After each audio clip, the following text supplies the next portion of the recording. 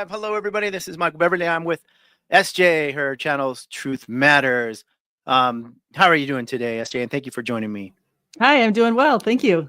Excellent, excellent. Now, for those of you that follow my channel, you know I haven't live streamed in like ages, partly because my son was born recently, and you know he was a preemie, and it was a lot of work. We were in the hospital for a while, so I was kind of on a hiatus from doing videos. And then when I started streaming again, or started recording again, doing streams was a little bit risky and harder. So this is the first one. Hopefully it'll go fine. I mean, his mama's got him and he's sleeping right now, so we should be good.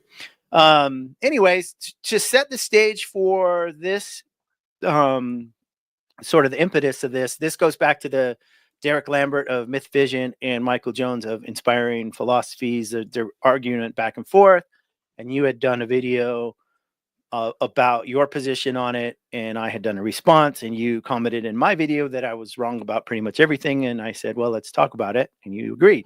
So thank you for agreeing. I appreciate that. I know we don't agree, but I think we could have a civil and fair-minded conversation with a little pushback and back and forth on it. For your audience, I'm Michael Beverly. I'm an atheist, a former Christian. I have videos on my channel of interviews with Christians, apologists, scholars, like guys like Mike Lacona.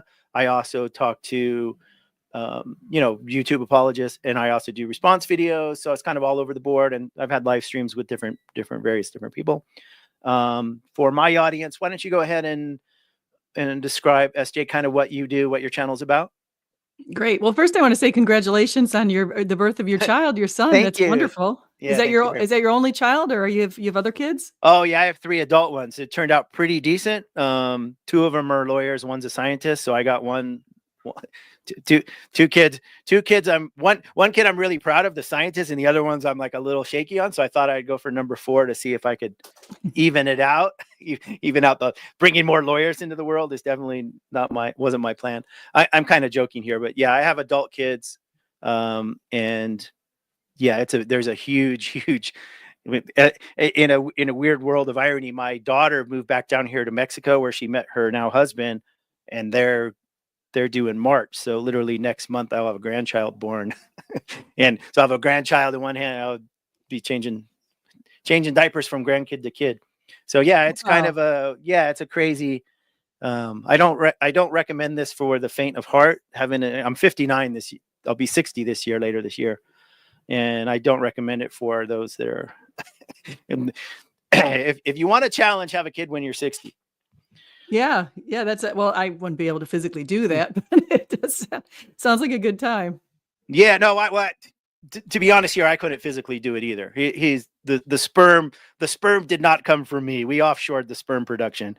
But in every sense of the word, he is my son.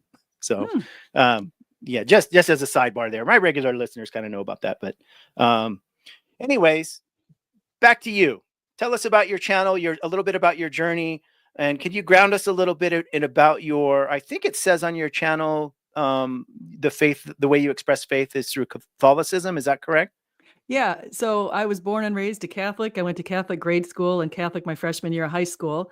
And I believed in God all this time. And then in my 20s and 30s, I kind of lost the Catholic faith. I ended up getting married in the Lutheran faith to my husband, who's a Lutheran, devout. He's still a devout Lutheran. And that was in 2003.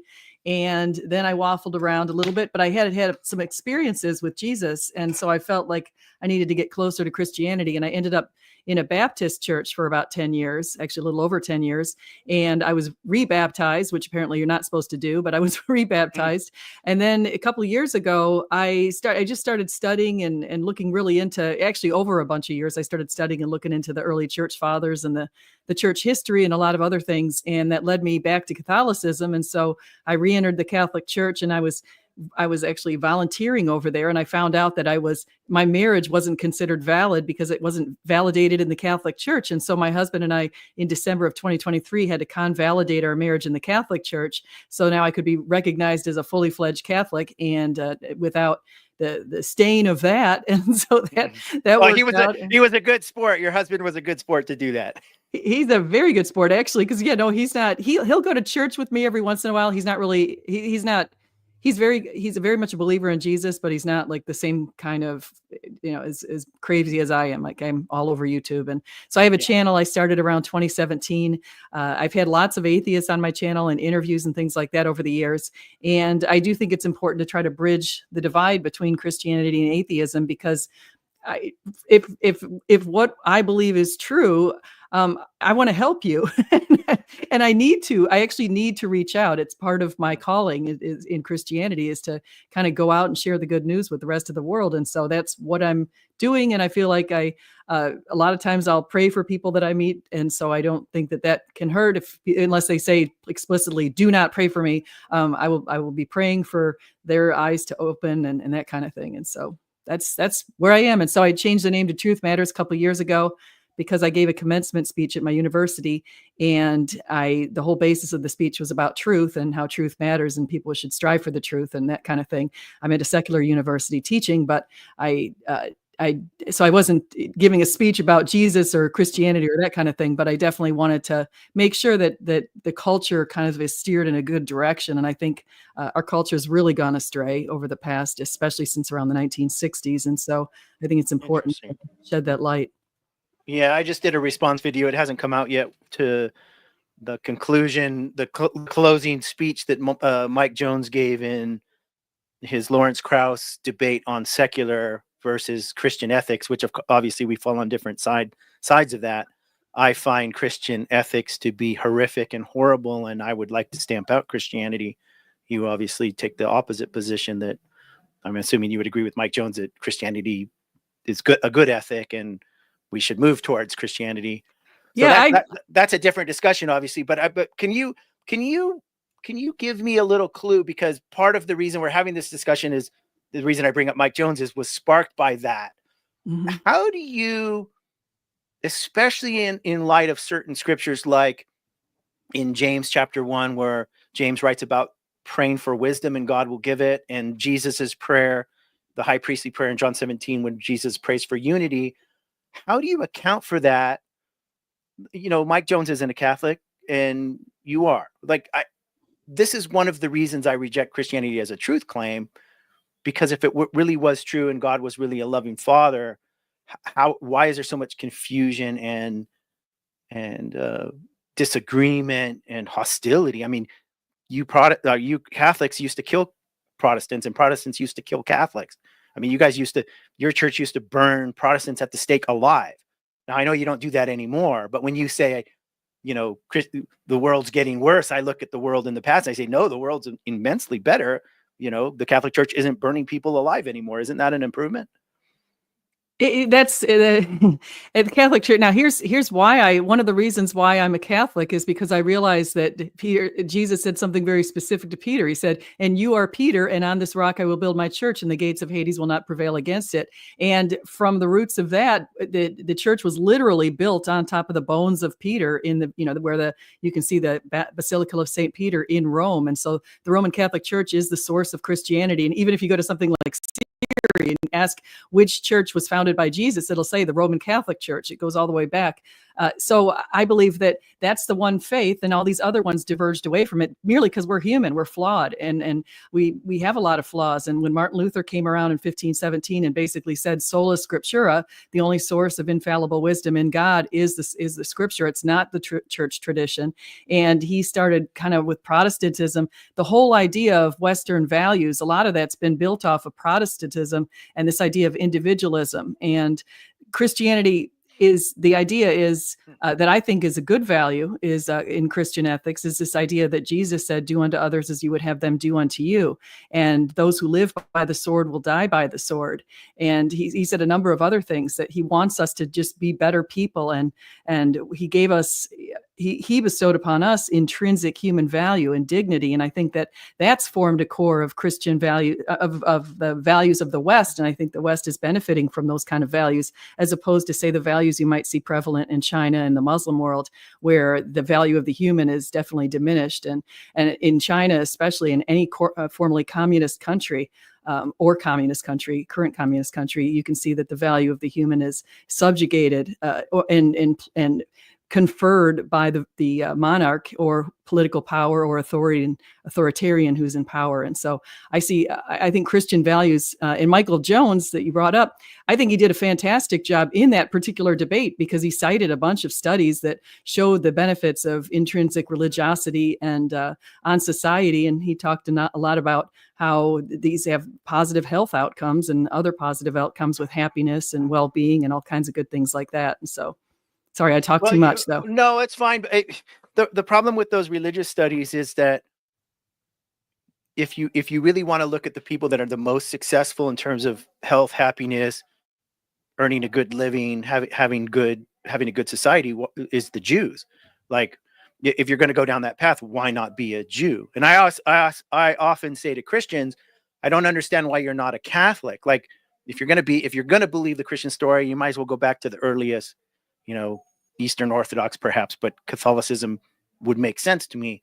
But if you look at Christianity as a formation out of something, it came out of Judaism, and Jesus was a Jew. Why not be a Jew? So I don't necessarily think that if you can prove a certain lifestyle, like Mormons, Mormons are well off. They're happy, healthy families. It's the structure itself leads to a certain outcome. The causation here is assuming it's because it's true, not because it works. It works for Hindus and it works for Muslims. If you find a Muslim family in which they teach, refrain from early sexual relations, don't drink alcohol, work hard, be honest, tell the truth. I mean, Hindus and Muslims teach that as well. That leads to children, being good citizens. So I don't think that isn't a proof of a truth claim. But Lawrence Krauss's point in that debate was all of the things that have led to society being better now, getting rid of slavery, that was fought. Christians were the ones fighting for slavery and against it. Against it. But who are they fighting against? Other Christians. You were fighting, and well, sure, when you got the majority of people in society are Christian, you're going to find Christian, unfortunately, who were slave owners. But thankfully, people like William Wilberforce and other Christians realized from the Bible that, hey, we don't want to subjugate people. This is not right, what we were doing. And so they were able to stand up against it. Would you agree, though, that those he was arguing against justified slavery from the Bible? Yeah, they tried. Well, they didn't just try. They did successfully for hundreds of years. So Lawrence Krauss's point is the things that we have in society today, like, for instance, I believe it's also in the book of James, but probably in elsewhere, the Bible teaches if you're sick, go to the elders, they'll lay hands on you and heal you. Science says go get a vaccination, go to the doctor. And I know I don't have to ask you this question. What do? You get vaccinated and go to the doctor. You don't follow the Bible in that area. Why? Because science is better. In that domain, science leads to better outcomes. It's interesting you say that, because it was Paul who said I forget who he was talking to, but he was talking to one of the Christian disciples. He said, if you, instead of drinking water, maybe put a little bit of wine in there, because he knew back then sort of the idea that we need to kill the bacteria inside water, people get sick. And so it's kind of like an interesting little thing that Paul mentioned that's kind of consistent with what science has discovered. But I wanted to, again, I just remember something when you were mentioning Judaism. If I had to pick, Christianity had never come about and, I'm back in the year 150 BC or something, I would have hopefully been a Jew. Like, that would actually have been a good deal, because that's the most consistent with my faith today. We have, obviously, I believe in Judeo-Christian values and the Jewish roots of Christianity, and that Jesus was a Jew. And Mary, his mother, was just like an ancient Jewish woman, and she, did all the same things that she was supposed to be very consistent with raising a Jewish son. And she had him cleansed and went to the temple, did all the rites that came out of the Old Testament. But I want to ask you this, because Michael, I think I'm trying to remember. I watched a couple of your videos a while ago. This is a while ago. Wasn't one of your dads, or your dad, I should say, you only have one dad, obviously. Wasn't your dad an atheist, but maybe before that Jewish? Or I was trying to remember what your story was. My mom was born in a Jewish family, but they hid that. They moved to Hawaii to escape the kind of the Red Scare communist stuff and anti-leftist stuff in Hollywood in the 50s. So my grandfather, his family, his mother, my grandfather's mother came over from Europe after the war. my mom wasn't raised as a Jew. She became a Christian when I was very young. Now, my dad was an atheist, but he didn't raise me. Okay. I was trying to remember your story. Yeah. Thank you. So my parents divorced when I was just a young baby. So my dad had very little influence on me. He was not happy with my mom taking us and, making us Christian, but he had no say in the fact. So I was very much on fire for Jesus around 10 years old. I got baptized at 10 and, the whole 9 yards. I was evangelical. Mm-hmm. Ended up going to missions. I was a young earth creationist for a long time. So I was very grand. I have 38 years in as a believer. And, my mom passed away about 10 years ago. She was actually a pastor out of the Vineyard movement. Vineyard came out of Calvary Chapel, saying it's Southern California movement. And, Signs and Wonders. J.P. Moreland, if you know the philosopher J.P. Moreland, he used to go to the same church as I did in Anaheim. So my mom was very much respected, and she wasn't a preaching pastor. She was a counseling. She was partly made a pastor for the man's allowance, which is a tax break. But she held the position in church as a pastor, but not authority as a speaker or a teacher in that sense. And she loved Jesus very much, and she was well respected, and she was a very good person. And my dad's dying of cancer right now. He's 80. He probably won't last the year, and he's maintained. I actually have an interview if anyone's interested of his story. His deconversion was at 7 years old when he realized if God exists, he was a monster, and he's just like, that's it. I don't want nothing to do with this God.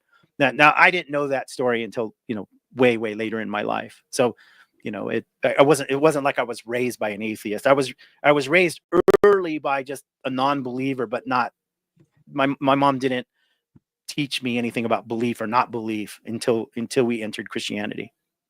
So in a nutshell, that's kind of my story. Anyone wants to know more about my deconstruction, Derek Lambert interviewed me for his second channel, and I get into the details of it. Okay. Now I know Derek Lambert from probably his first channel. If you say second channel, he's Myth Vision, right? Yes. Yeah. The Myth Vision is the big channel, most of his stuff, but he has a second channel where he does like deconstruction stories and interviews and stuff like that. Okay. Yeah. He's a pretty nice guy. He came on my channel one time. And so that was fun. I opened it up one time. I opened up a live stream and he popped into it. So I thought that was a good time. That was pretty fun. Yeah, no, he's a super nice guy. And also like myself, a former on fire for Jesus kind of Christian. Mm-hmm. So let's use that as a segue to kind of our topic in terms of Derek and Mike Jones. Their argument led to your video and to my response. Would you kind of like to outline the basic points where you think that I'm wrong or in error, or where you highly disagree with my position? Would that be a fair way to start? Or I guess I can kind of cite what I think is his whole channel is sort of founded on a couple of big theses. And one of the theses tends to be that Christianity is sort of an amalgamation of other ancient belief systems.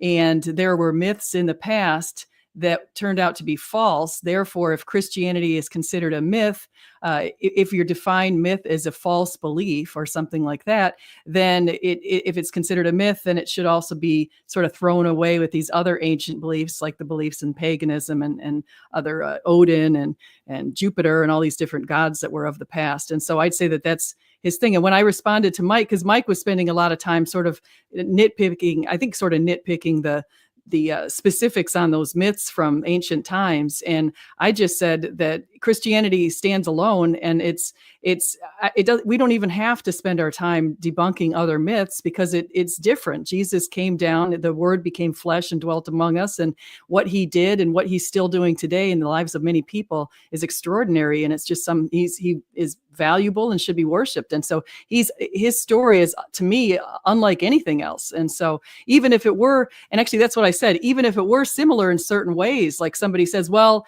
there's an ancient deity where there was a virgin birth or something. So what? Like, I don't even care. I think that I think C.S. Lewis calls Christianity, I think this is what you made a video about, is the true myth. And I think on Myth Vision, they said something like that there's no true myth. And so like you spent all those years following Jesus, that was fantastic. And I'm sure your mother is in heaven very happy with those years that you spent. And she's probably right now praying for you, to be honest. She's probably praying for you. I have to tell you that, because I do believe that there is an afterlife. And I believe that your mother would certainly be a part of the good life, the good afterlife. Excuse me 1 second. Go on out. Bad dog. The dogs learn how to open the door by themselves. Bad dogs. You have 2 dogs? What kind of dogs? Oh, I wish we only had 2. I lost track. We have Toby, Flo, and Barbie, 3 Chihuahuas. We have a Chiweenie, which my girlfriend, now wife, rescued. Silly Dog, yes. Silly Dog is my... So I did a video about how Silly Dog's a miracle, and Silly Dog was sent by the universe, or God, or serendipity, to prepare us for our child. Because Silly Dog is obnoxious, terrible, hard work, barks all the time. He's annoying. He pees all over the house. He was abused in his early life, so he bites you. He doesn't bite me that much anymore. He got, when I first got him, I couldn't scold him because he would go crazy, and he drew blood several times because he was abused. Oh yeah, wow. It was. And whoever owned him threw him in the street, and we found him, took him to the vet, rescued him back to health. Now he's part of the family. So he was a preparation. We had him about 1.5 years before the baby showed up. And then there's also Emilio and Benito. So what is that? 6? We have 6 dogs, several cats. I have one, and I'm going to see if I can switch the thing so you can see her. Can you see her? Hey. There she is. And I found out that she's a half. Well, I was told when I went to the vet, because I just adopted her about a month ago, and I was told that she's got some Chihuahua in her. I was told when I bought her that she was a Jack Russell Terrier mix. So I liked that. I didn't, I specifically did not want a Chihuahua. Yeah. Chihuahuas are obnoxious. I did not like Chihuahuas before. I like big dogs. So the American Akita. So I have an American Akita, which was my COVID dog. Then my girlfriend, who was my ex-girlfriend, we got back together. We moved in together, and she gets a call one day. So she tells me, my mom and dad are throwing the 3 Chihuahuas in the street. And yes, sorry, Zach, we'll get back to topic here. This is just a little sidebar. And we have to have the Chihuahua. So I learned to love Chihuahuas. Now they sleep with me every night. I love her too. She's become a really awesome little dog. She's fantastic. I just didn't want a Chihuahua before I got the Chihuahua. Now I've grown to love Chihuahua. Yeah, no, I'm in the same boat. Which just shows you that we sometimes will end up loving things that we thought we wouldn't like, which is the taste of things changes. So I want to correct something, and this may be pedantic, but myths aren't lies. The myths aren't created as lies. Like ancient peoples didn't have these myths to lie and trick to people for the most part. I'm not saying in all cases, but in general, myths like Aesop's fables, like an Aesop fable isn't a lie. Sour grapes is a story that teaches a lesson. And the myths that people believed in the Greco-Roman world doesn't necessarily mean they believed all of these things happened. The stories about the Caesars, Romulus becoming gods, or that they were the son of gods, weren't necessarily believed as if they were literal truths, but they were symbolic truths. Now, I mean, some people, like even, Justin Martyr talks about a little bit, these noble lies that the common people believe, maybe the stories, but that people in the educated classes and the rulers didn't necessarily believe that the literal truths were true. So the myths, so I don't think it's completely fair of you to call these lies as if they were propaganda to try to convince people they literally happened. In other words, I don't think there's an analogous to a Christian apologist to a apologist for the cult of Hercules or the cult of Dionysus or etc. back in the day, if that makes any any sense. Yeah, no, I think I didn't. If I said myths are lies, I didn't mean it to say it quite like that. I meant that it wasn't consistent with reality. Is I guess maybe the way to say it. But I think I agree with you. In the way that I would define a myth is kind of like when today it's almost like another synonym for the word legend, and so. And some legends are based on the truth. Like I would say Michael Jordan is definitely probably a living legend for basketball. He's like an amazing basketball player. And then you have some legends that include supernatural aspects, and that would be Christianity. So Christianity is legendary, but it's also based on the truth. So that's well, okay. So the fact that you say it's based on the truth is a conjecture, or you're positing this, right? So exactly, yeah. So when a Muslim says that the moon was split, or that Muhammad rode a horse, or the flight to Mecca, and a Hindu says certain things happened, I mean, I don't want to put words in your mouth, but most Christians dismiss those. They say those are myths that didn't happen. They're just stories. And then you make a claim that singles out Christianity. And I'm wondering if you recognize, at least from the outside, it sounds like you're just special pleading that, your guy's the right one and everybody else is fooled. Well, I think that you might be surprised on some of my views on that kind of stuff, because I go back to, I read a book by Michael Heiser called Unseen Realm, and that really opened my eyes to Psalm 82. And in Psalm 82, God talks about the divine council of spiritual beings or other gods. And so the idea is, if you look at the whole Old Testament, you realize that there were principalities. Like when we talk about the demonic side, we talk about principalities, powers, and these different levels of demons. And same thing with the angels. There's all these different levels of angels. But back in ancient times, one of the things was God had conferred to these ancient spiritual beings cities. So they were sort of standing over and owning different cities. And one of the things that Jesus did when they went out to spread the good news is he basically was taking back control of all of these lands, because the people had gone, the spiritual beings had started to do awful things. And so you can also see a little bit of evidence of that spiritual being ownership thing in the book of Daniel. And so what I'm saying is, when I see something like Muhammad saying that he had interacted with a Jane, at first he said a Jane he encountered in the cave, but then it turns out his sister told him, no, that's actually the angel Gabriel. So then he said, oh, okay, it's the angel Gabriel I encountered in the cave. I think that it's possible that was some sort of a demon, like he originally posited. And in Galatians 1:8, it says, don't go for these new, stories of these people inventing things. Like what came out was Mormonism and also the Muslim faith. And so I think that there could be legitimacy to some of these claims. Like in Hinduism, it's my belief that they are definitely worshiping multiple thousands of gods, but unfortunately, they're not the right gods. They're these spiritual beings that unfortunately have led them astray.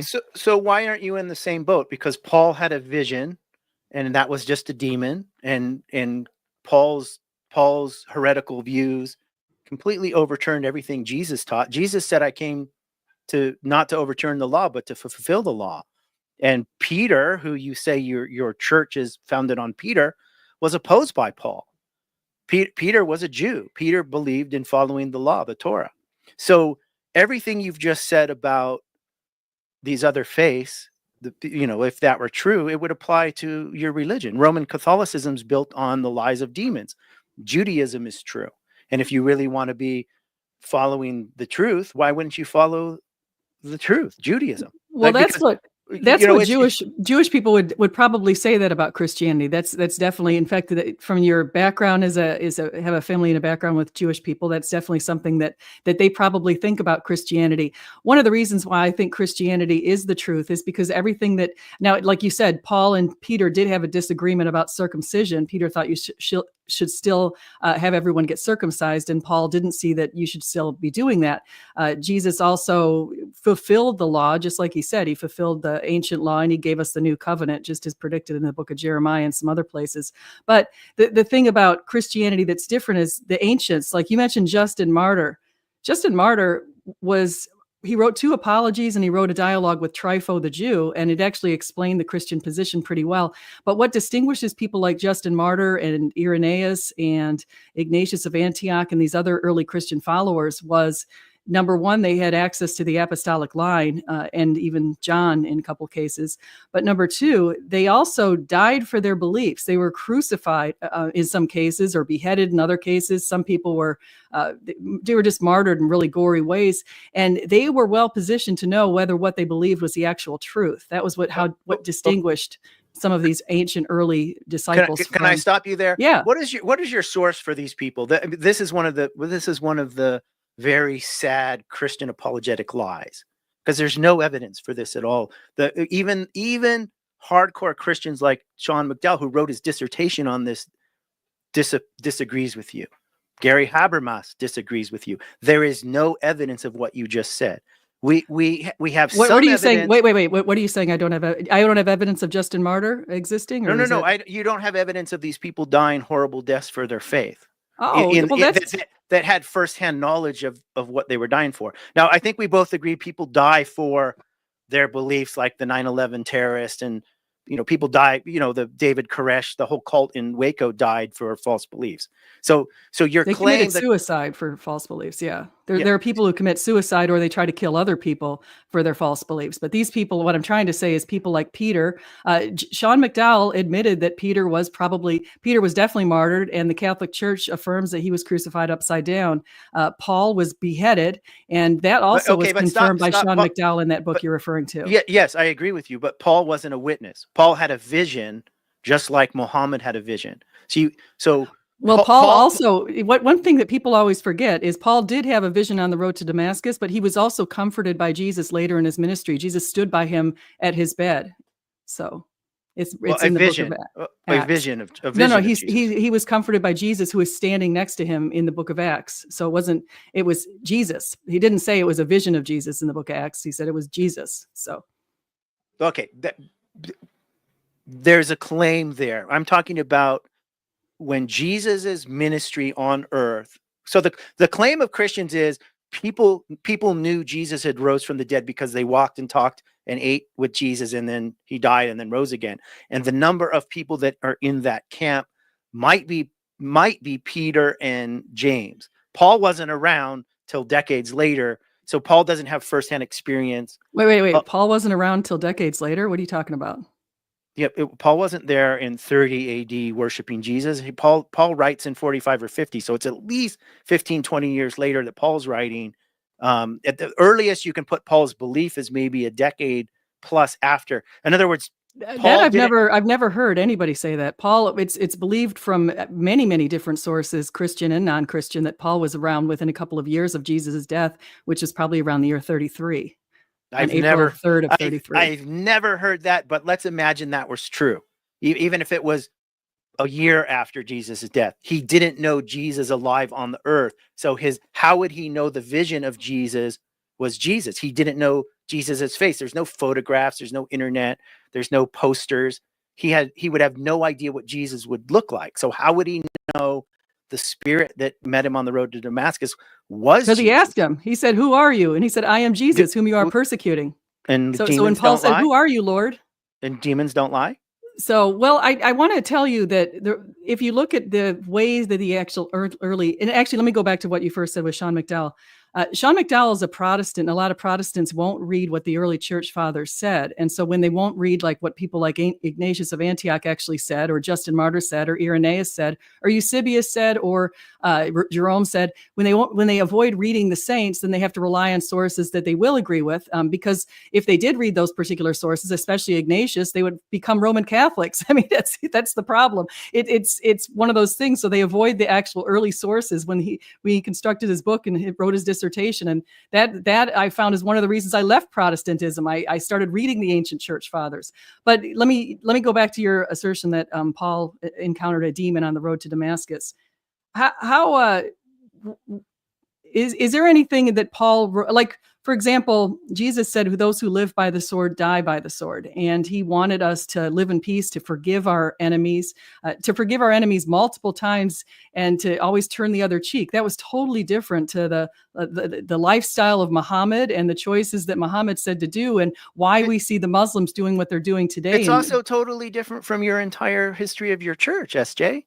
You're not saying the Catholics spread Christianity by the sword? You never know about the Crusades? The- Christianity, I want you to be cognizant of something, and you can tell me if you disagree with this. Whenever you criticize Islam, you're criticizing your entire church history, because there's not one thing that Islam does that Christians didn't do just a few hundred years ago. It's exactly the same. Crusades, burning people, killing people they disagreed with, killing scientists, marrying very young women, spreading through politics and the sword. The stories are identical.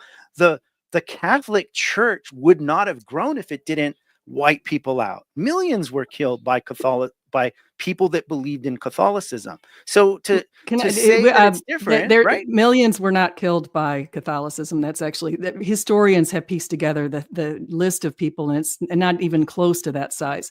But let me go back to explain with the Crusades, because there has been, unfortunately, some historians have revisioned what actually happened during the Crusades. So what happened was the Muslim faith came around the 7th century AD. So Muhammad had this vision where he thinks he saw the angel Gabriel, and he wrote his texts, and those texts have been put together, and people who wanted to follow him, he realized after a while that the Christians and the Jews rejected his beliefs, and so he decided to have them beheaded. And that was sort of how the whole Muslim faith began. It began with a reign of terror, and they began subjugating all of the people around them and being very consistent with what their book said to do. And so that's the whole idea that the Jewish and the Christians were to be killed. Basically, it says it right there in their text. I mean, you can go to David Wood's channel, and a lot of people reading the actual Quran and see exactly what it says. But they spent many centuries kind of trying to take over much land, and especially places like Jerusalem, which were occupied by Jews and Christians, and some other places. And so they started branching out all over the Arab region and the Ottoman Empire, and they started then encroaching into Europe. And that's when Pope Urban basically called on one of the first Crusades. And then the Crusaders went out to try to retake some of that land. Now, yes, some of those people are fallible, and they made some terrible decisions and did some horrible things. And the church has since said, we obviously any of the bloody stuff that came out of there, we're not in support of. But we also have some really amazing Christian victories, which came about, like at the Battle of Lepanto in 1571. You've got the Christians, sort of the Holy League of Nations, and the Christians pushing back on the Muslims. And had that battle not been won by the Christians, the entire Europe would be a Muslim state today. It was a very deciding win. And so my point is that the Muslim faith and the Christian faith are much different. And if you talk to Muslims who are, especially if you talk to Muslims like Apostate Prophet and hear that his version of their beliefs, because he grew up as a Muslim, you can find out the ways that Christians are supposed to be not living by the sword. We're supposed to, or we'll die by the sword. Jesus warned us not to do that, even though we've had some fallible people in the past, including people in the Catholic Church. I'll admit that.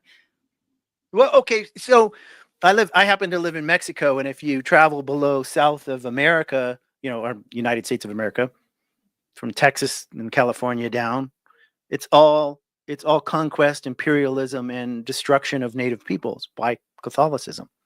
It was spread by the sword. If you look at the number of Christians in the world today and backtrack, how are you a Christian? This would also be true for American blacks of African descent.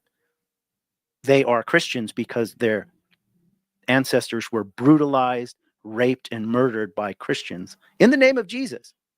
And for Christians to, you have a source that they were raped in the name of Jesus? Yeah, I mean, absolutely. Really, come on, Michael. They were 100%. Raped in the name of Jesus. That's ridiculous.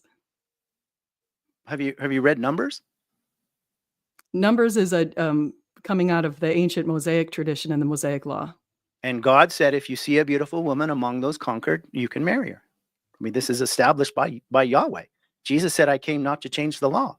Jesus and Yahweh are the same spirit. But he came to fulfill the law, and he fulfilled the law. So no Christians believe that we're supposed to follow the certain Mosaic laws. The Christians just don't believe that. You don't see that. We are not a theocracy here in the United States. I want to go back to your what you said about Mexico. Have you read up on what the Aztecs did to their children when they thought that they would have better crops? Yeah, it's the same thing the Yahwistic cult did to their children. They sacrificed them. The same. Well, some are doing that today when they're having abortions all over the place, for sure. That's definitely sacrificing your children for greater crops. So unfortunately, in the United States, we've lost 60 million children since 1973, thanks to that sacrifice.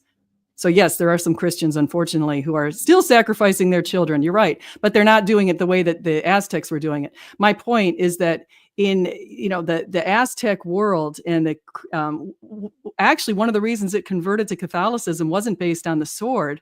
It was based on the fact that Mother Mary appeared as Our Lady of Guadalupe to little Juan Diego in 1531 and left an imprint of herself on his tunic, on his little tilma, along with these roses. And that imprint still lives on today. And when ancient Aztecs saw that, not ancient, I should say, probably around 1531, and after that, within the 10 years after that, about 9 to 10 million Aztecs converted to Christianity because they saw that, which is pretty neat. And you can still go see the tilma today. It's still featured, even though it's cactus and it should have fallen apart within 20 or 30 years, it's still quite intact, despite having attempts on it of being burned. If those things are true, why do you suppose Protestants exist? Like I would dispute that people converted because of that. I think that believing in these apparitions of Mary and so forth affect people, and they believe the story. And as an atheist and a naturalist, I think these are just stories, and I don't believe in Hinduism people levitate and heal and all that. So every religion has these stories. Now, as an atheist, I don't believe your Mary stories, but I would never mind me. I'm an atheist. What about all the Protestants who dismiss this stuff? Are they deceived? Are they following a different God? That is the best question ever.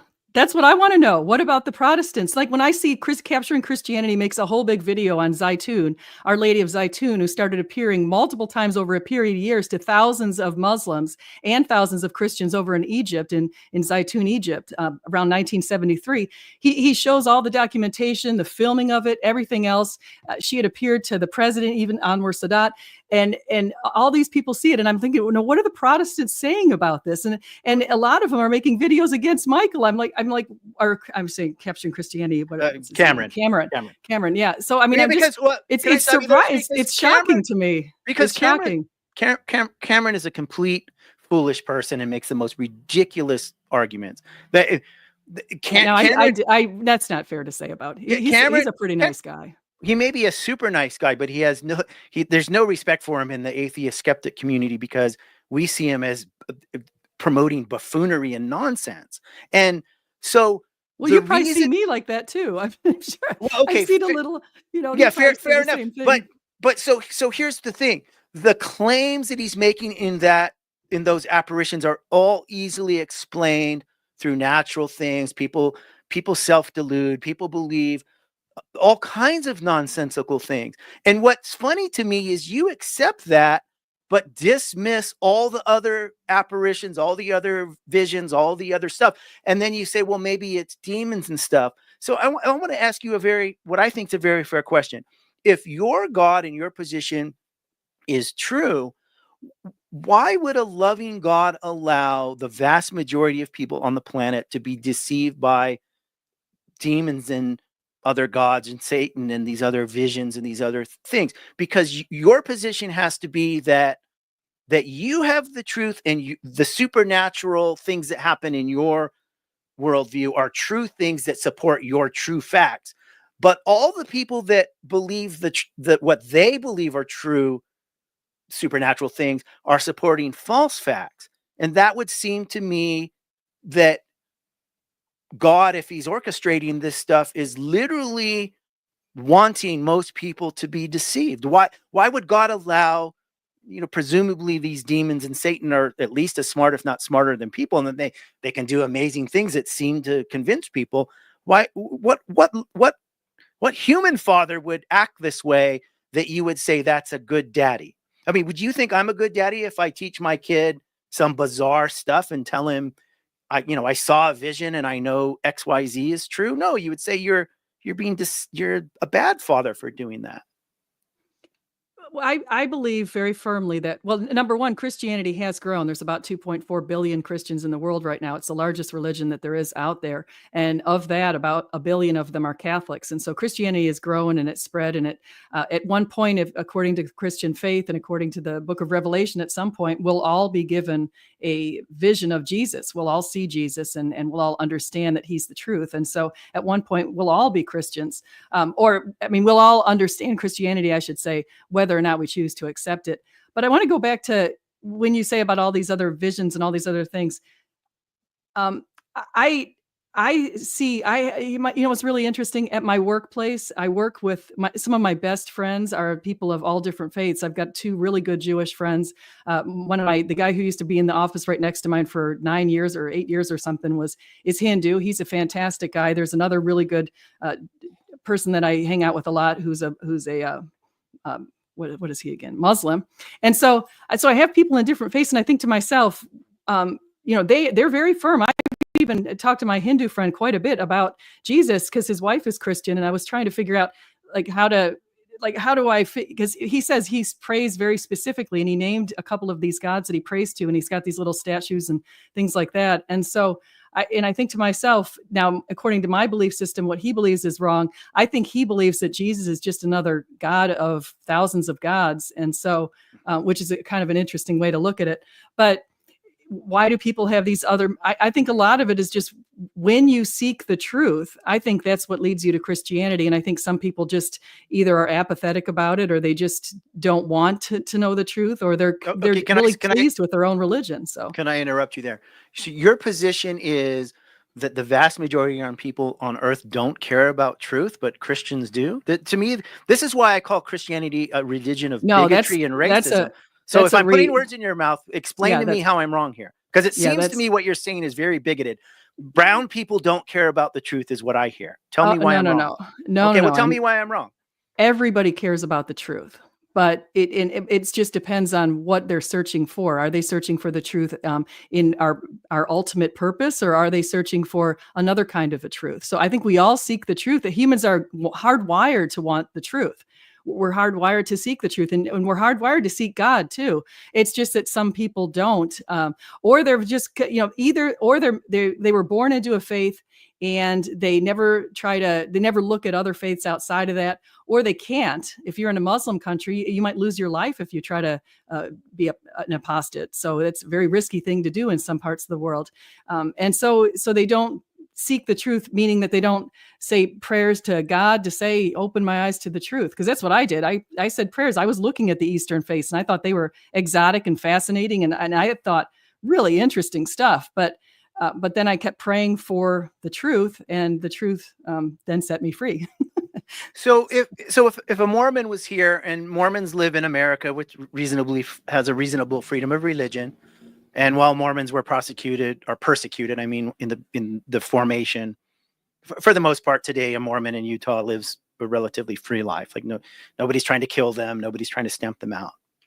And Mormons would tell you they care about truth very deeply, as much as you care about truth. Definitely. And they pray, and God confirms Mormonism is true. God confirms this. So you have to posit that either A, God is a deceiver and God tricks Mormons into believing it, or that God withdraws his spirit and allows Satan to deceive them, again, and overpowers their free will, because they are also seeking for the truth as much as you are. And if you look at the history of Mormonism, its growth tracks as much or more than early Christianity. Like Mormonism is only a couple hundred years. If you project out into the future, it'll have 1 billion people. So how would you explain how God treats Mormons? Why does God not reveal the truth? Or again, are you saying they don't care about it?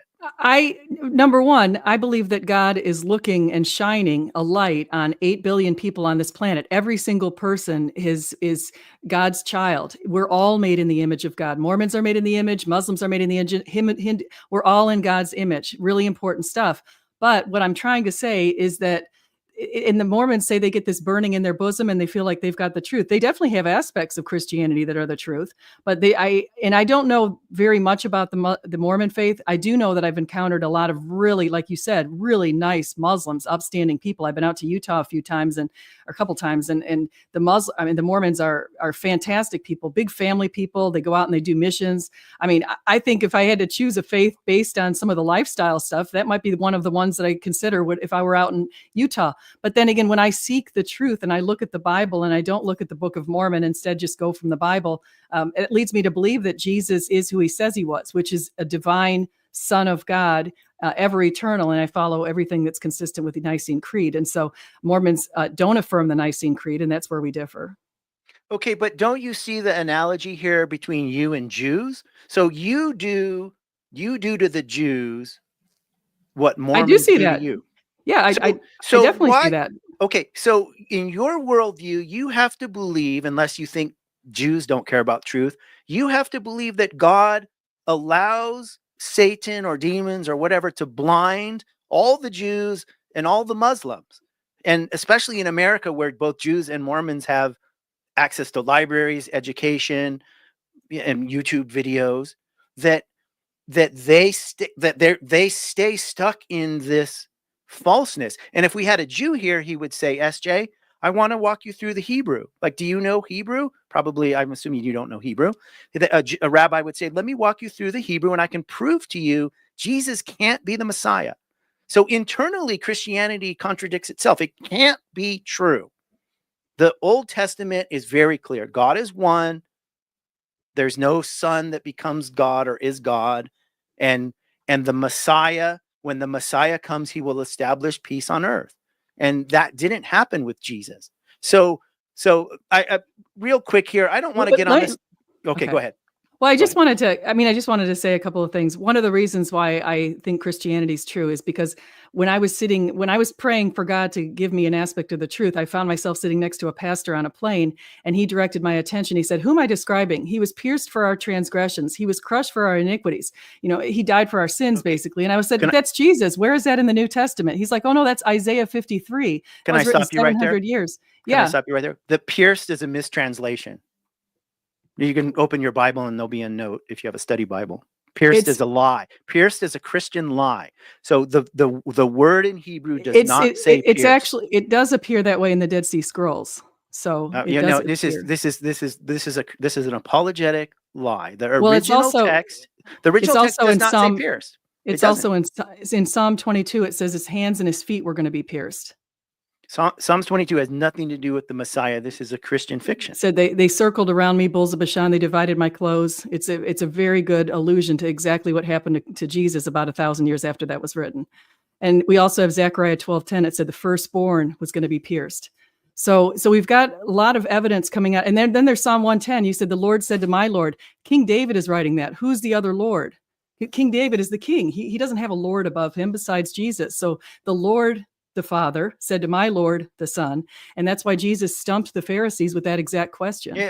So this is another thing that's completely nonsensical. The word Lord there is used towards kings and humans all the time in the Torah, in the Tanakh. So who is David's Lord besides Jesus?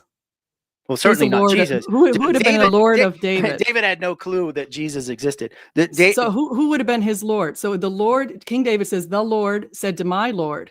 So I'm not super well versed in the Hebrew, but I can tell you I've listened to this. Somebody in the chat early on said, ask SJ if she'd be willing to talk to Justin of Deconstruction Zone. So Justin actually knows the Hebrew, and he has videos on this, and he can explain it to you, because I just listened to something. I wish I paid better attention. He explains how you're using Lord there is a fallacy. It's a Christian apologetic lie. The word Lord in the Bible. So he explains it. When I listen to him, he shows tons of places in the Old Testament where the word Lord is used of humans, and he explains exactly what you're talking about. But more importantly, he goes through, he did a stream with Rabbi Singer. They go through Psalms 22 and Isaiah, and they show exactly what the Hebrew means, exactly what Christians did to twist, to lie, and to change things. And this is the very same thing that the Mormons did and the Muslims did, which Catholics and Protestants protest. They say, oh no, Muhammad took some stuff from the Bible and he took the Abrahamic God, and then he added all this stuff and changed everything. And Joseph Smith did the same. And Catholics say this about Martin Luther. And then you could say this about Pentecostals who handle snakes. I mean, this is the history of the Christian religion. It's people just making stuff up and to fit their own thing about tongues and healing and miracles and baptism and salvation. Like, there's no agreement, even in Catholic circles, there's disagreement on some of these things. I want to say something. So I've had Michael Brown on my channel, and one of my most popular videos is Michael Brown's refutation of, and he speaks the Hebrew. He's a Jew who is converted to Christianity when he was in his teens, but he also went back and he refuted Tovia Singers. He's refuted some other Jewish people who say that the verses aren't what he says that they were.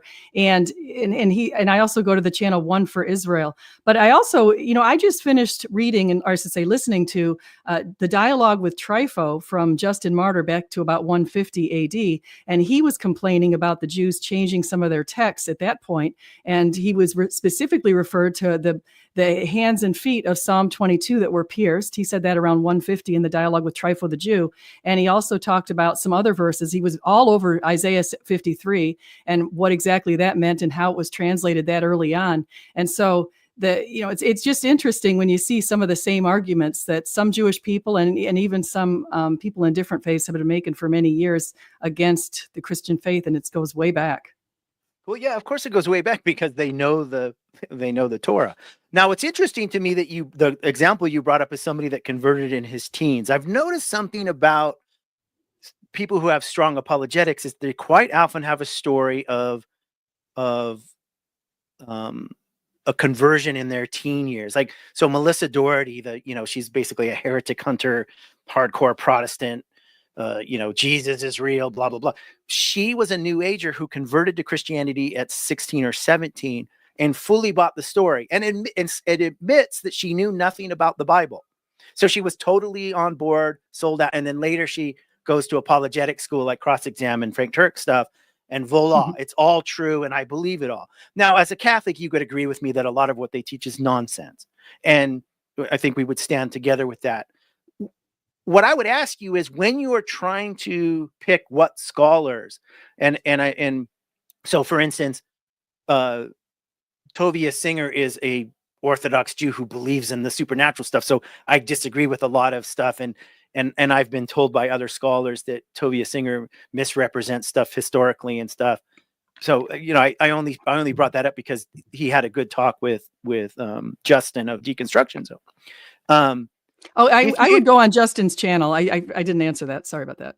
Oh yeah, somebody said, that, so somebody mentioned that up again. I don't want to forget to say that. Somebody said have Justin talk. So let's, that's up to them. Michael, we spent about an hour kind of going back and forth. I think we've actually had I think we've had a pretty decent conversation as far as trying to extend graciousness to each other. I've been trying to, what I want to know, I want to kind of just ask you, why did you leave? I didn't get to ask this because I don't know. You said for 38 years, you were a Christian. And so what happened at the end of the 38 years? Yeah, well, I don't want to get into the long story because I've already talked about that. People can go look at my interview on that. But in a nutshell, I went through a crisis in which I questioned whether things were true based on the actions of Christians. And I said to myself, how could it be that the God of mercy, the God of love that these people claim is operating in our lives, the Holy Spirit and so forth, could behave the way they're behaving and do the things they're doing and have such disagreement? I was getting different Christians who all believed that they had the Holy Spirit and they had the Bible tell me different things. And so I picked up Dawkins' God delusion, and it made a lot of sense because it's true that people tend to be the religion that they're brought up with as children. And that led me to question, well, I was introduced to Christianity as a child and I believed it as a child. That, that doesn't make it true. So that led me on into a search, and that search led to not believing it. And I would say, if you were unbiased and you looked at the evidence as a rational Bayesian, you would have to agree that it's very likely, almost certain, not true on the evidence, that the only way you believe is on faith. And because you believe on faith, that puts you in the same camp of everybody else that you agree is not true. And that, so if you're going to believe, and I've talked to a Catholic, I had a Catholic on the show who essentially was a universalist and said, yeah, Muslims and Hindus will all be saved when they die. They'll get a chance to accept, I mean, it's a very pretty theodicy, but it kind of goes against what a lot of people. Yeah, I don't believe that. Yeah. I can say that, as far as, like you say, I believe just based on faith. One of the things that I found extremely compelling is when I looked at the ancient martyrs, especially the very first ones, the apostles and that, and I realized that they were in a position to know whether or not Jesus actually resurrected. They saw him ascend into heaven. And so if you're in that kind of position, and they lost their lives for it, they spent the whole rest of their lives preaching and praying about Jesus and for Jesus, and doing everything they could to share the good news. They laughed when they were in the prisons. They prayed to God at all these points. They were stoned. They were beaten, beheaded.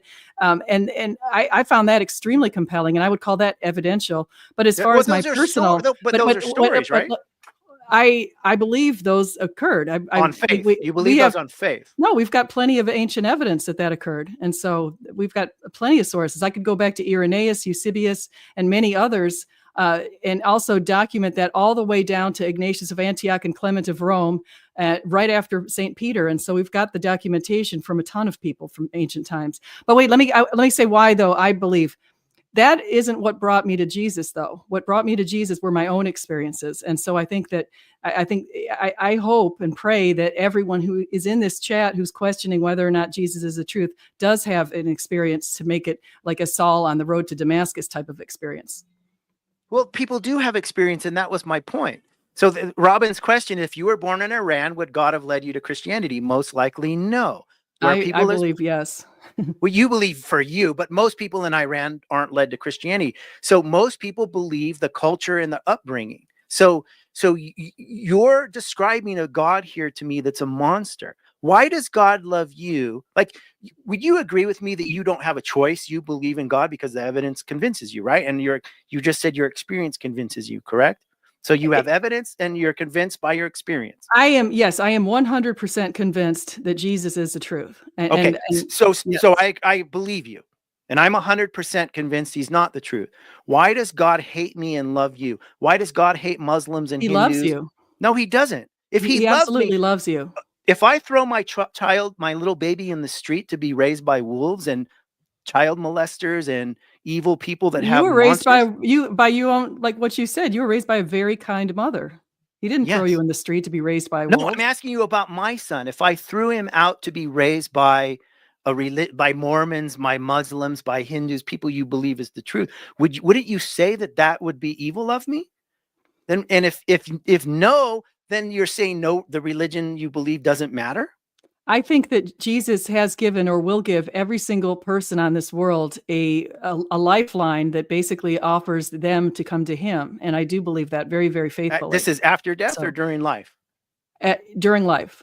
And it could be at the very last moment before death. It could be right before death. You have this, you're going to have a, what they call an illumination of conscience. And so I very firmly believe that. Yeah, but this is demonstrably not true, because Muslims and Hindus at their deathbed don't become. Are you familiar with, Kevin? If anybody here that is interested in these Catholic and atheist and Catholic and Protestant arguments needs to subscribe to Kevin. Kevin is one of the smartest YouTubers and he's one of the most, unlike myself. I mean, I know I'm an asshole. Kevin is not. Kevin is a very nice person, and I consider him a good friend, and he's viciously smart. So go subscribe to Kevin. He is. He's been on my channel. Oh, excellent. Yeah, I love the work that he does. So just like you would say I was a bad dad if I sent my kids off to be raised in a cult, for instance, I accuse your God of being a bad dad, because why wouldn't he reveal himself to everyone in the world like he has to you? Why does he play favorites with you, SJ? Why? To me, this is why and I know you disagree with me, but this is why I find Christianity the most racist, bigoted religion on the planet, because Christians have to believe that God did not appear to Chinese, Koreans, Japanese, Indians. He does. Basically He's all non-white. over the world. He's appearing to a lot of people. Now, I might ask you to ask, let me just throw it back on myself. Why don't I get that many appearances of Jesus? Why is it I've only had a few different experiences? I've had a couple of really significant experiences, but you know what? How come I didn't get the same experiences as Max Kolbe got? When Max Kolbe was a child, Mother Mary appeared to him and told him asked him if he wanted to wear a crown that was going to be of sacrifice or a crown of chastity, and he chose both, and he ended up losing his life. And he had visions of Jesus all through his life and Mother Mary, and the same thing happened to Padre Pio, Saint Padre Pio, and these people had way more experiences, and it's because they're more saintly. Now, I'm not saying I got it because I'm saintly, because I am very far from that. And certainly Paul got a vision when he was going there and practically crucifying Christians. And so I can say Jesus, he makes himself obvious, but we don't always see it. And he knew that what Paul would be doing, he knew how Paul would act after he was able to see Jesus. But he also doesn't come into your life and interrupt if you don't want him there. So if you've already, like if I, let me ask you, Michael, if Jesus appeared to you, he just said that. So first of all, you just contradicted yourself. Paul was persecuting Christians, and your claim is Jesus won't just show up and interrupt you. But then that's what he just did. But Paul was seeking the truth. Paul was a very zealous Jew. He believed in God. He thought he was doing the right thing in the eyes of the Jew and in the eyes of God. He found out that, no, that's the God he was believing in. God the Father had this son, and Jesus appeared to him to clarify what Paul was believing. He was seeking the truth. God showed up and violated his free will and proved that he was there. So why doesn't God do that to me, or to Muslims, or to Jews, or to Hindus? Because God knows how you will, what you will do after you, if you encounter him, how you will treat that. He knew that Paul would convert and immediately start writing all the books that he wrote. So you're a Calvinist. So let me, no, I'm definitely not a Calvinist. God's outside time, and I think Calvinism is totally false. Well, but wait, you just said it's deterministic, though. You just said no. It's God. It knows what you would, will, and should do in all kinds of situations. But the idea is God's outside time, so He's already seen our entire lives played out. But wait, let me go back just a second, because I wanted to. One of the things that I just wanted to say, I want to ask you this. This is a really important question. And I've asked other atheists this on my channel before, but if Jesus appeared to you and you knew in no uncertain terms, this is absolutely Jesus. He came knocking on your door one day and he said, Michael, and you knew it's him, like you knew that this is absolutely him. And he said, Michael, will you follow me? What would you say? Yeah, well, this actually happened. So I have a tattoo that says integrity. Jesus appeared to me during a time of crisis before my deconstruction and comforted me and told me yada, yada, yada, yada. So wait, let me see that tattoo. What does that say? It says integrity. So you got you had a tattoo after you think Jesus appeared to you? I didn't think I knew Jesus appeared to me. Wow. Now, so why'd you leave him?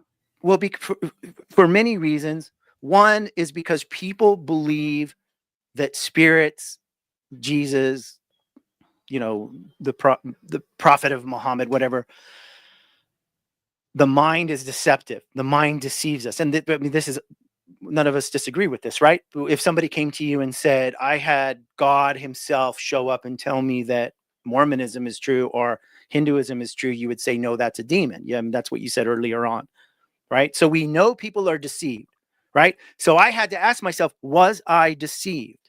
And my conclusion is yes, that was not actually Jesus. It was manufactured in my head, the same way Paul's vision was manufactured in his head. And if that's not true, then God is unfair, unjust, and cruel because he proves himself to you, SJ, so you could have a nice life and a nice relationship, and he disregards the majority of humans in all of history. That would make him a monster. It sounds like he did appear to you. It sounds like I actually think, what if he did appear to you, Michael? What if you're wrong? What if right now your mind has been deceived? Well, okay, that's a possibility, but then that would mean like we can't trust anything. Like we can't trust. So we have to go. No, that doesn't mean you can't trust anything. It just means that maybe you're wrong at this one point. Maybe Jesus did appear to you. And maybe he wants you right now. Maybe right now Jesus is looking at you with loving eyes and hoping that you come back like the lost sheep. That is a very slim possibility, and I'll admit, and here's why I would still reject him.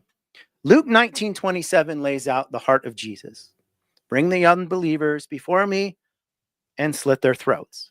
That is the same thing that Elijah did to the worshipers of Baal.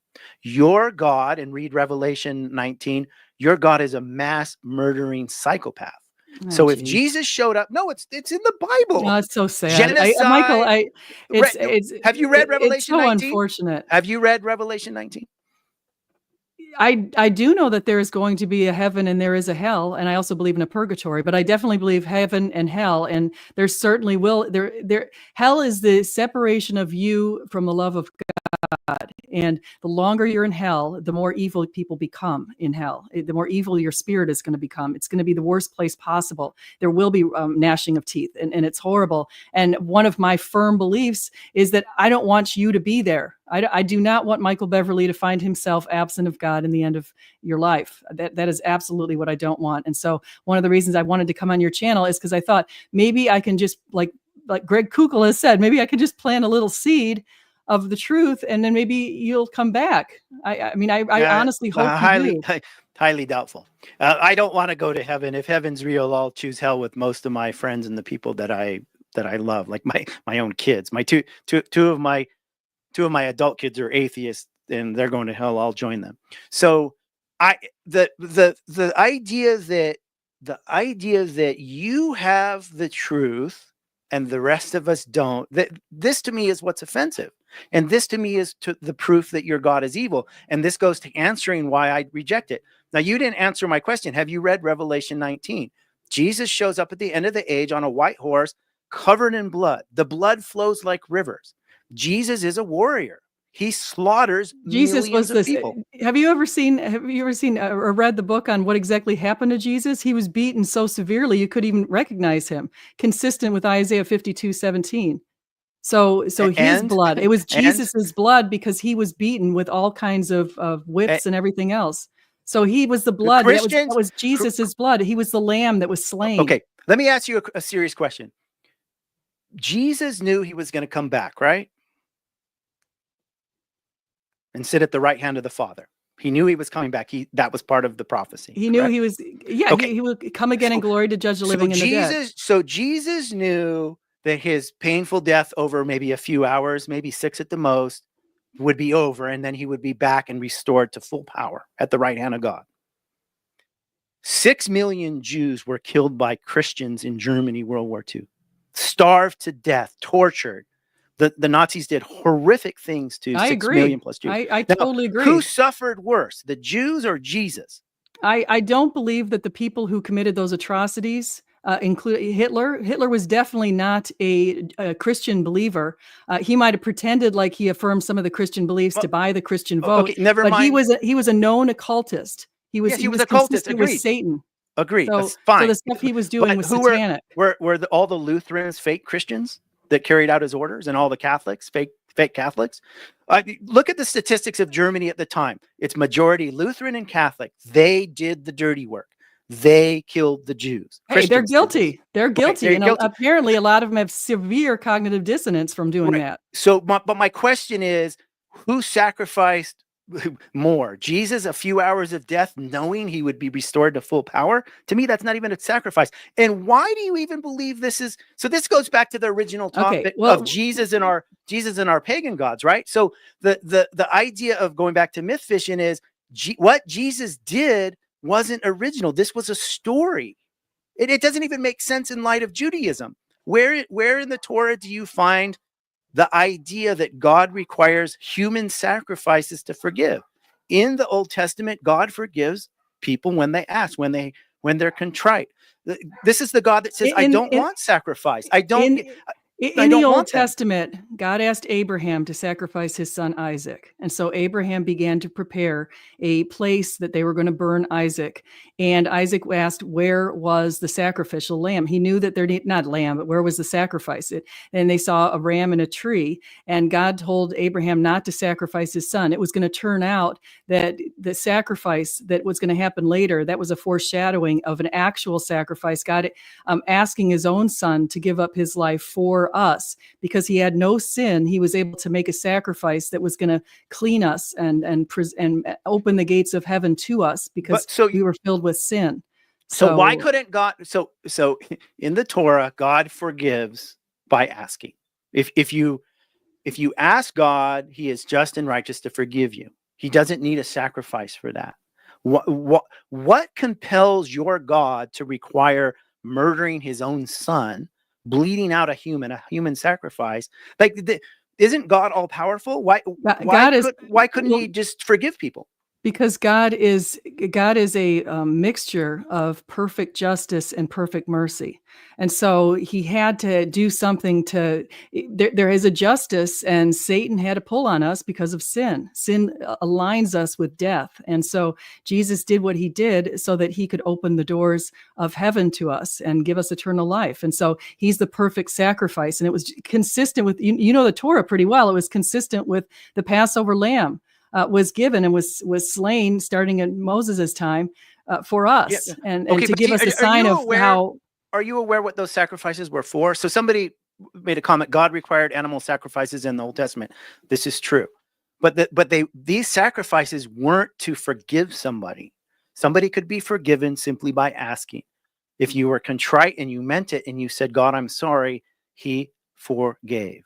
He still forgives. He still forgives. He forgives you when you ask him. But let me, Michael, because we're getting on an hour and 15. Is it? Sure. I figured, how long did you want to go on today? Well, I'm going to go a little bit longer. Whatever you're comfortable. Maybe like another 5 or 10 minutes or something. Yeah, that's fine. Yeah, that's fine. Okay.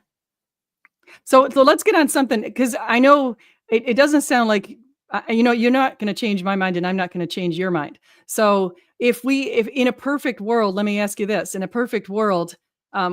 What does a perfect world look like to you? Do you think talking about our culture and kind of going back to what you said with Michael Jones versus Lawrence Krauss, you say our culture today is better. And I was looking at some statistics. I see there's, like, right now in many countries in Europe, about half the people give birth out of wedlock. You see that going on in the United States. You've got rising levels of rape. Rising levels of murder. We've got a lot of terrible things. And of course, the abortion issue, it's 1920s. We've had millions and millions of people have been sacrificed for better crops, if you want to call it that. Many women give up their children to abortion. And so I'm just wondering, what is it about society today that you think is better? And why do you think what is wrong with Christian values, meaning that all humans have the right to life and liberty and the pursuit of happiness, and we all have intrinsic value conferred on us by God? What is it about Christianity that you don't like? Yeah, pretty much everything. Let me give you an example. Like what? What specifically don't you like? So let me give you an example. The professors that wrote the book Freakonomics did a study, and they found the correlation between Roe v. Wade and crime rates. So what they found was, after abortion was legalized, crime rates plummeted in America. Why? Because people weren't being forced to have unwanted children they couldn't care for. So the idea that abortion, that's a separate issue. The idea that abortion is this horrible, terrible sin, I don't agree with. I think that in a perfect world, people would be responsible and not the abortion would be rare, very rare. My stats come from Statistica, by the way. They can go look at Statistica. I just looked them up today. Yeah. I was just saying that because somebody said my stats are bogus. I've got them right at Statistica. I looked them up right before I got on this call. Okay. Whatever the statistics are on abortion, obviously there's more abortions happening now than there was when they were illegal. But the consequence of allowing women to have freedom of their body, or not allowing them, I would argue 100% we're better off when women have the rights to control their own bodies. But let's look at other things, like other statistics that you're bringing up. For one, these statistics on rape and murder and robbery, we have a scientific world with the internet, so I don't agree that we can know what the rates were back. So for instance, my mother was systematically raped by her father. She attempted suicide many times. Oh, that's horrible. She was diagnosed multiple personality disorder, which was later changed to the DID, dissociative disorder. Yeah, my mom was a little bit crazy. Very loving, but crazy. My mom does not show up in the statistics. You can also find the statistics that more rapes happen in America than, say, in Mexico, which I can guarantee you isn't true. It's just they're not recorded officially. The real question to ask is, what time in American history would you rather go back in? Because rape in America was legal before 1865 in the 13th Amendment. White Christians systematically raped their enslaved peoples. We know this beyond any doubt. We also know that most rapes prior to modern times were unreported because women had no rights. Are you wanting to go back to a time when women couldn't vote? Who fought against women's suffrage? Christians. Who fought against abolitionists? I know where some abolitionists were Christians, but who are they fighting? Christians. What established slavery? Christians. What established the idea that women need to shut up? Christians. Christianity is a force for evil. What has brought good stuff? Secularism, science, vaccination. No, I don't think that. I think Well, it's secularism is 100%. people it's are 100%. insane right now. They don't even know what gender they are. I mean, right now we've got the worst craziness going on that we've ever seen in the history of humankind. If I had to pick a perfect time to live in the United States, I'd pick the time when I grew up, when we didn't have all of the trash going on. So the 1980s and 1990s were ideal. An earlier super chat I wanted to get to. So I'm assuming you think that the issues with trans people now is destroying America or is bad, I think that we are made in the image of God. We're made in God's image, and we're made in either a man or a woman, as it says in Genesis 1:27. I have Christian views on what God has told us in Genesis 1:27. All men are made into men, or women are made into men, according to how God made us. Okay, Genesis also says there's a firmament, and that the sun and the moon go around the earth, and the stars shine through the firmament. Genesis is ancient literature by prehistoric, pre-modern people that don't know.